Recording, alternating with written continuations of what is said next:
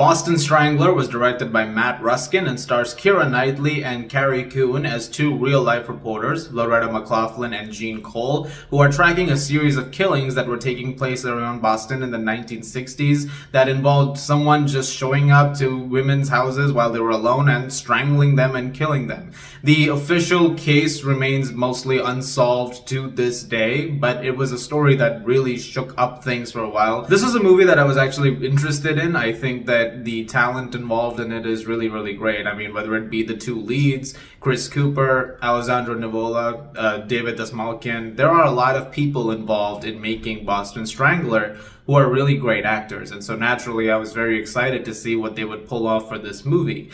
And what you get over here, for the most part, is you get that star power shining through. When it comes to the two leads, Keira Knightley is outstanding as always, as is Carrie Coon. Both of them are really, really great in this. Jean Cole, as someone who has a little more of an edge, she's been in the business a little longer when it comes to, trying to basically get the hard-earned truth. She does a really, really great job over here. And I think Chris Cooper and Alessandro Nivola, they provide really great supportive cast backing.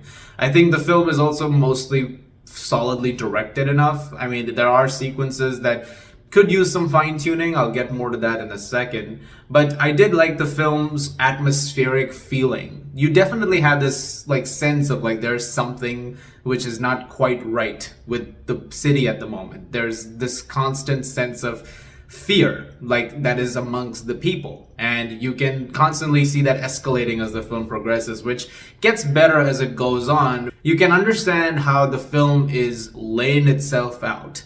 And when it comes to the commentary on whether it be women in the workplace or whether it be the callous nature towards the stranglings at first that eventually become more and more serious as it goes on and as more breakthroughs start to happen, the film definitely improves, but there is something the film lacks throughout, and which is this sense of tension.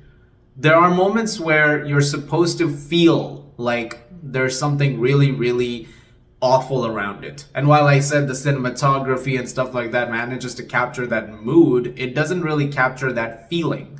So when you're watching certain sequences play out, I don't feel like there's that kind of horror to it. And it results in the movie desperately wanting to get that attention from you, and it suffers in this department.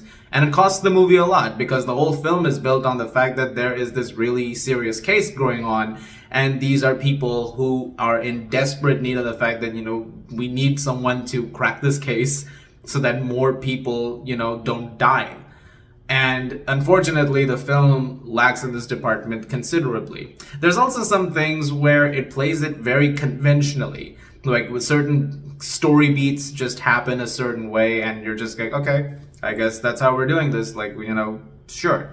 And it doesn't really manage to create that, sense of unexpected urgency that it's going for. These things go hand in hand. I think the film overall is competently made enough. There's a lot of good stuff in here overall, but I also found myself wanting it to feel something like Zodiac, for instance, which the film borrows from considerably. There's a lot of moments here that feel like it's taken from David Fincher's film. There's a lot of moments in here that feel like they have that sort of atmosphere throughout. And so I was expecting it to be more along that lines more often than not. Unfortunately, it's much more about just the aesthetic value of it than it is about the execution. It's not a bad movie by any means. It's solid enough film. It's a fine watch. And mostly for the performances. I think you're going to get some great stuff over here. But it's a case of it's good, but it could have been a lot better. It could have been great. It could have been genuinely a very tensely done thriller and one that could have really gotten a lot of accolades. It could have been something on the line of something like Official Secrets, another Keira Knightley movie a few years ago directed by Gavin Hood. It could have been that level.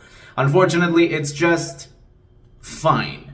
It's fine enough. But I am curious to hear what people think of the film. I'm curious to hear your thoughts. It drops on Hulu tomorrow, and so we'll see how that goes.